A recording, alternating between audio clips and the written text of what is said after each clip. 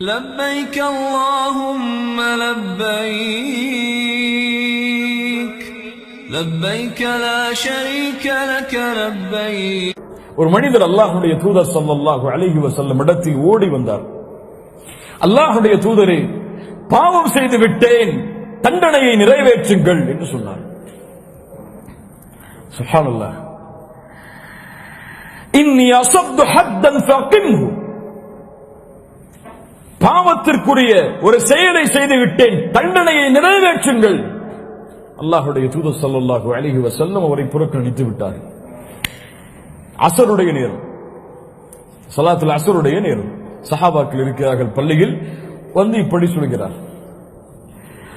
அல்லாஹ்வுடைய தூதர் ஸல்லல்லாஹு அலைஹி வஸல்லம் எதுவுமே அவர்கிட்ட சொல்லல, அமைதியா இருந்தாங்க. அஸருடைய தொழுகை முடிந்தது, மீண்டும் வந்தார். அல்லாஹ்வுடைய தூதரே, பாவம் செய்து விட்டேன், தண்டனையை கொடுங்கள். அல்லாஹ்வுடைய தூதர் ஸல்லல்லாஹு அலைஹி வஸல்லம் அது என்ன பாவம், என்ன குற்றம், எவ்வளவு விரிதம் அளிக்கக்கூடிய குற்றம் எதுவுமே கேட்கல. ஒரே கேள்வி கேட்டாங்க, ஹல் ஸல்லைத்தல் மஅனல் அஸர், எங்களோடு அஸருடைய தொழுகையை தொழுதியா, எங்களோடு அஸருடைய தொழுகையை தொழுவீர்களா? அவர் சொன்னார், ஆம் அல்லாஹ்வுடைய தூதரை தொழுதேன்.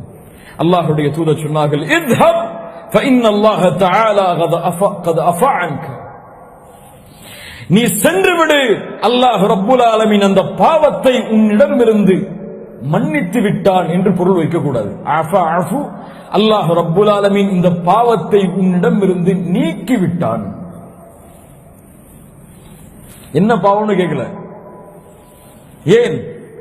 தொழுகை அவ்வளவு கண்ணியமானது, தொழுகைக்குரிய மதிப்பு அல்லாஹ்விடத்திலே அவ்வளவு உயர்ந்தது.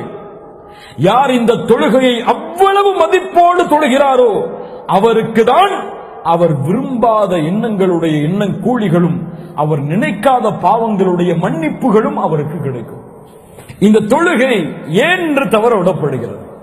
ஏன் என்னால் 5 நேர தொழுகையை சரியாக ஜமாஅத்தோடு அல்லது நேரம் குறிப்பிடப்பட்ட முறையில் தொழ முடியவில்லை?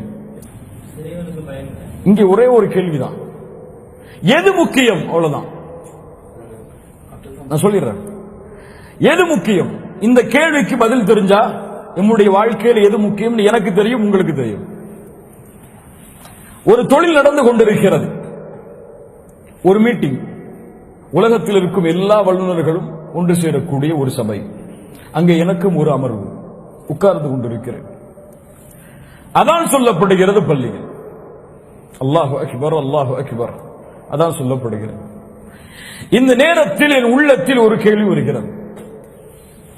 தொழுகைக்கு அதான் சொல்லப்படுகிறது, அல்லாஹ் தான் மிகப்பெரியவன் என்ற அழைப்பு வருகிறது. எனக்கு முன்னால் உலகத்தின் தலைவர்கள் உட்கார்ந்து இருக்கிறார்கள்.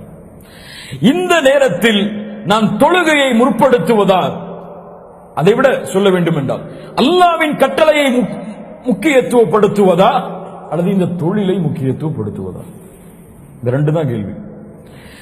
யார் தொழிலை முக்கியத்துவப்படுத்துகிறார்களோ அவர்கள் விரும்பினாலும் விரும்பவில்லை என்றாலும் அவர்கள் அல்லாஹுவை விட, அல்லாஹ்வின் கட்டளையை விட தொழிலுக்கு தான் தங்களுடைய வாழ்வில் முக்கியத்துவத்தை ஏற்படுத்தி வைத்திருக்கிறார்கள். யார் அந்த அமர்வை விட்டு எழுந்து தொழுகைக்குரிய நேரம் முடிவதற்கு முன்னால் தொழுகைக்காக அந்த அமர்வை புறக்கணித்து செல்கிறாரோ அல்லது அனுமதி கேட்டு செல்லுகிறாரோ, கண்ணியமான முறையில் சென்று தொழுது வருகிறாரோ, இவர் தொழுகைக்கு முக்கியத்துவத்தை கொடுப்பவர். அதாவது அல்லாஹ்வுடைய கட்டளைக்கு முக்கியத்துவத்தை தருபவர். என் வாழ்வில் வரக்கூடிய எல்லா நிலையிலும் இதை பொறுத்து பார்த்தால் என் ரப்பு எனக்கு முக்கியமா, என்னை படைத்தவன், பரிபாலிப்பவன், உணவளிப்பவன், இந்த வாழ்வாதாரத்திற்கு சொந்தமானவன், இவன் எனக்கு மிகப்பெரியவனா அல்லது என் தொழில், என் வருமானம், என் குடும்பம், என் திருவிழா, என் வீட்டு நிகழ்ச்சிகள், இது என்னுடைய வாழ்வில் மிகப்பெரியதா என்ற கேள்விக்குரிய பதில் அல்லாஹ் மிகப்பெரியவன் என்று யாருடைய உள்ளத்தில் எழுகிறதோ அவர்கள்தான் வெற்றியாளர்கள். யாருடைய உள்ளத்தில் எழவில்லையோ அவர்கள்தான் நஷ்டவாளிகள், தோற்றவர்கள். வாழ்வின் யதார்த்தத்தை, உண்மையை அறியாதவர்கள், ஷைத்தானுக்கு தன்னை அடிபணிய வைத்த முற்றிலுமான அடிமைகள். அல்லாஹ் ரப்புல் ஆலமீன் அந்த கூட்டத்தில் இருந்து நம்மை பாதுகாப்பானாக. வாழ்வில் ஒரு 10 நிமிஷத்தை கூட ரப்புக்காக ஒதுக்க முடியாத நஷ்டவாளிகளை விட வேறு யார் நஷ்டவாளிகள்? ஒரு 5000 திர்ஹம் அல்லது 10,000 திர்ஹம் சம்பளத்தை கொடுக்கிற ஒரு முதலாளிக்காக ஒரு நாளில் எத்துணை நேரத்தை அவர் ஒதுக்க சொன்னாலும் ஒதுக்க தயார். இந்த நோயை என் ரப்பு கொடுத்தால் அவனை தவிர யார் நீக்க முடியும்? எவ்வளவு கோடிகளை செலவழித்தாலும் அந்த நோயை என் ரப்பை தவிர யாரும் நீக்க முடியாது என்று நம்பிக்கை கொண்டிருக்கக்கூடிய முஸ்லிம் ஏன் ரப்புக்காக அந்த நேரத்தை அவன் இழப்பதற்கு தயாராகவில்லை? இந்த கேள்விகளுக்கெல்லாம் பதில் இல்லை. எவ்வளவு முறை கேட்கப்பட்டாலும், இன்று கேட்கப்பட்டால் நாளை துஹருடைய தொழுகைக்கு இந்த கேள்வி நம்முடைய உள்ளத்திலே வராது. நஃப்சுல் அம்மாரா, நித்திக்கக்கூடிய உள்ளம் நம்முடைய உள்ளத்தில் இல்லை. ஏன் செய்கிறாய், எதற்கு செய்கிறாய், அல்லாஹ் பார்க்கிறானே, செய்யலாமா செய்யக்கூடாதா என்ற ஒரு எண்ணமே நம்முடைய உள்ளத்தில் ஏற்படுவது கிடையாது. சகோதரர் கூறியது போல, கல்லா பல் துஹிப்பூனல் ஆஜிலத வ ததரூனல் ஆகிரா, நீங்கள் உலகத்தை தான் விரும்புகிறீர்கள். பல் துஸிரூனல் ஹயாத்தத் துன்யா வல் ஆகிரத்து கைரு வ அப்கா,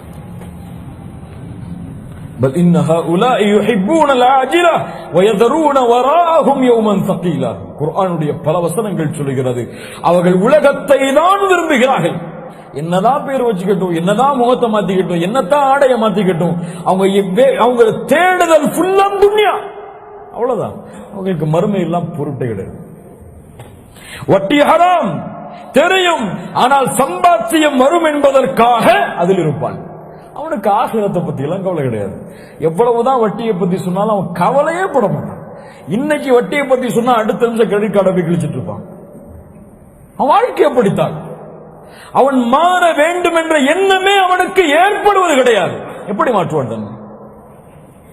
சுப்ஹானல்லாஹ். அல்லாஹ் ரப்புல் ஆலமீன் நம்மை பாதுகாப்பானாக. நம்முடைய சமூகத்தின் நிலைமை எப்படி மாறிவிட்டது. அல்லாஹ்வுடைய தூதர் இந்த ஒரு குழப்பம் வரும் என்று சொன்னார்கள்.